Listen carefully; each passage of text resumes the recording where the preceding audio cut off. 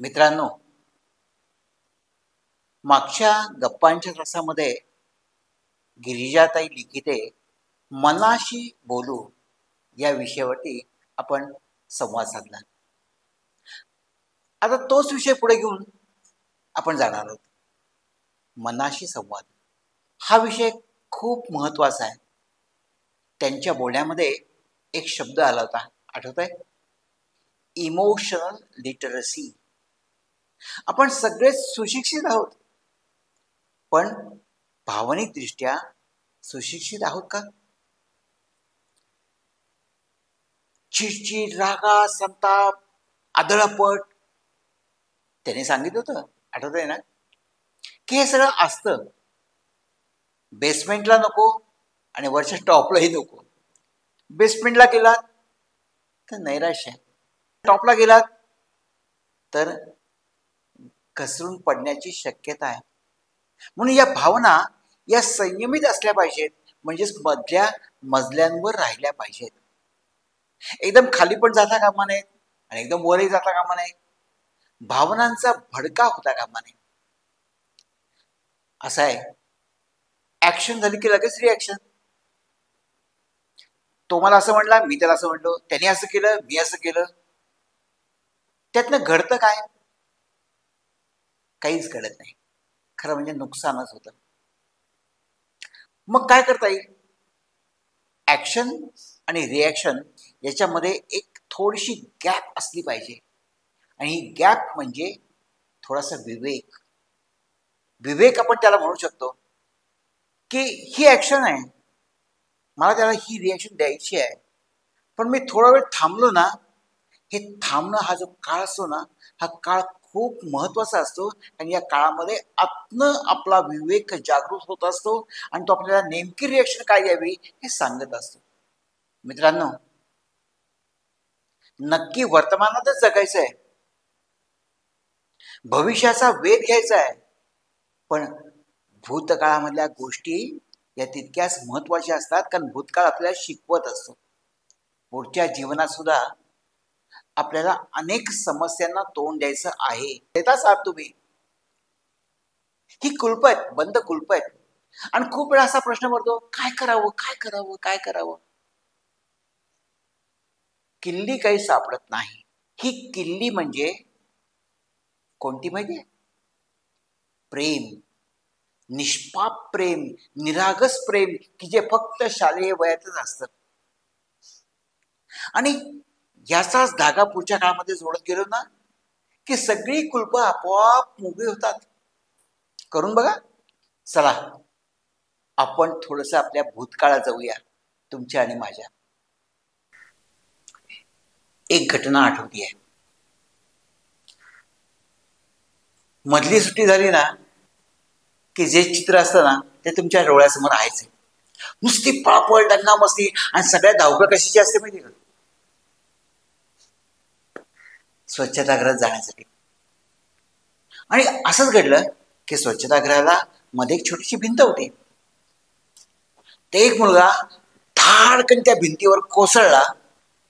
काय झालं माहित नाही, एकाने दुसऱ्याला ढकललं जायच्या गडबडीमध्ये, आणि तो पडला. थोडस रक्त पण आलं. आणि ज्याने कोणी ढकललं त्याला सांगितलं, पालकांना घेऊन या. पालकांना बोलवून घेतलं. पालक आलेच. माझ्या मुलाला का काढलं तुम्ही? बसा. काय असतं माहिती का, असं चिडून आलेल्या माणसाला एकदम प्रत्युत्तर द्यायचं नाही, थांब म्हणायचं. मी ही पद्धत शिकलो होतो, माहिती पण होती, आणि ती वापरत होतो. महत्वाचं म्हणजे, या, बसा, पाणी घ्या आधी. हवालदारांना सांगितलं, लांगी पाणी देत ना, दमून आलेत. त्याने काटाकाटा पाणी दिलं आणि पुन्हा आपला मूळ स्वर, माझ्या मुलाला. मग त्यांना म्हटलं, थांबा जरा, थोडा विचार करा की एका मुलाने दुसऱ्या मुलाला ढकललंय आणि तो भिंतीवर आपटलाय. ज्यांनी ढकललं तो तुमचा मुलगा आहे. कल्पना करा, तुमचा मुलगा पुढे असता आणि हा मुलगा मागे असता तर काय घडलं असतं? आणि मग तुम्ही काय केलं असतं? तुम्ही हेच केलं असतं.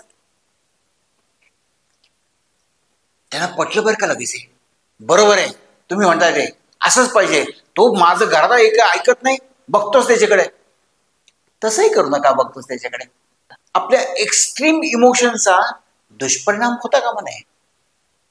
याला म्हणतात इमोशन लिटरसी.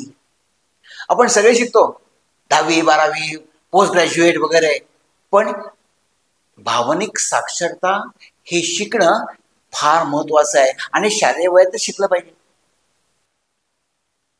मित्रांनो, शाळेत येताना तुम्ही खूप वेगवेगळ्या विचारातनं येत असता. बसमध्ये येता, रिक्षाने येता, सायकलनीचा येता, घरात काहीतरी झालेलं असतं, ते सगळे सगळे विचार घेऊन शाळेमध्ये येत असतात, हो की नाही? त्यावेळेस आठवा किती आपण त्रास सहन कर शाळेमध्ये येत होतो. ट्रॅफिक, वैताग, प्रदूषण, घरात डबा डबा झाला नाही वेळेवर, माझे कपडे कुठे आहेत, माझा गृहपाठ झाला नाहीये, किती किती किती विचार घेऊन आपण शाळेमध्ये येत असतो.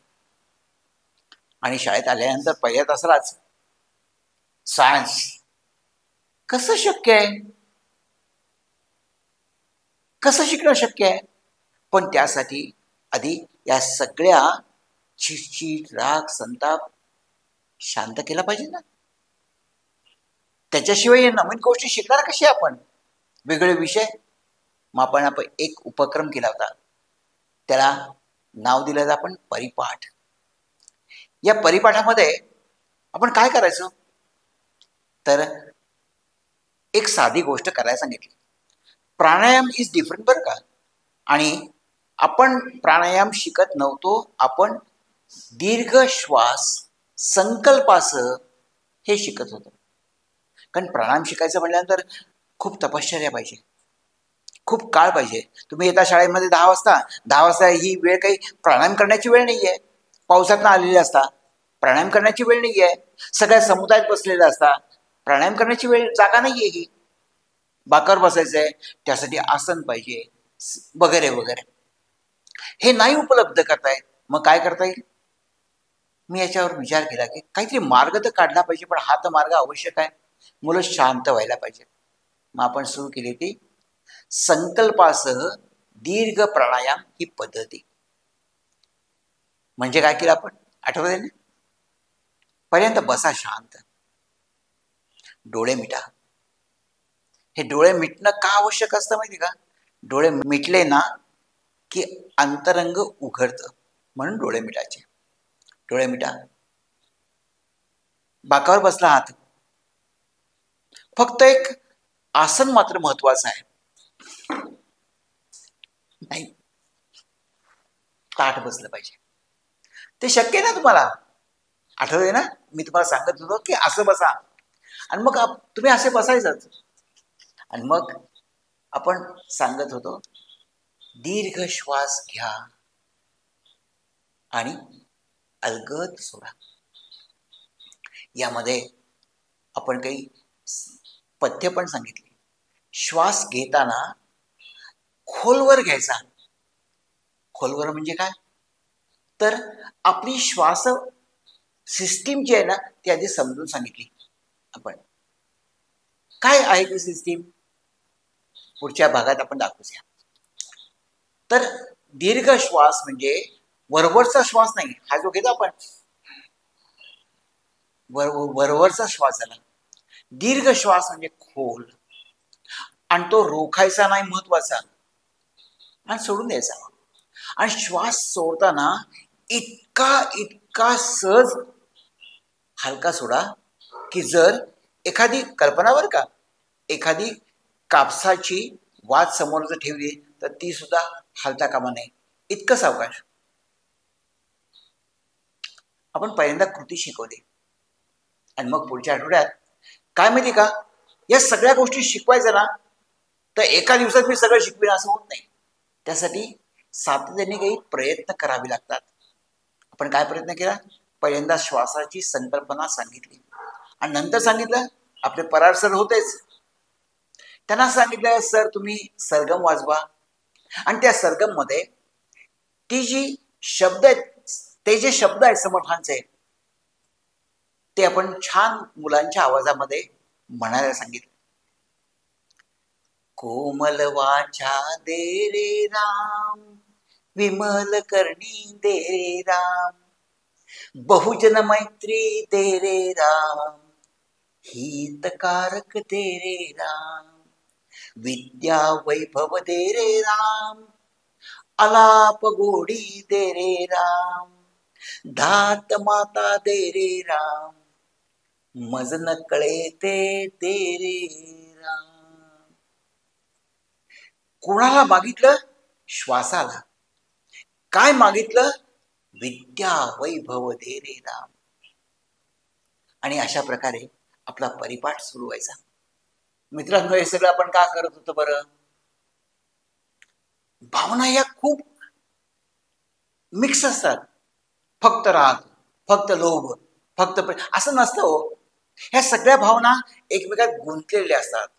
अशा गुंतलेल्या भावनिक अवस्थेमध्ये एकाग्रता कशी जमेल अभ्यासामध्ये?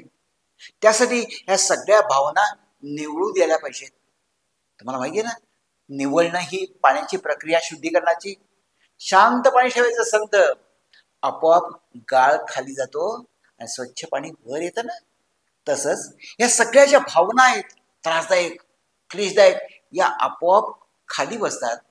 आणि एकदा का स्वच्छ पाणी वर आलं ना की शिकायला कोणताही विषय.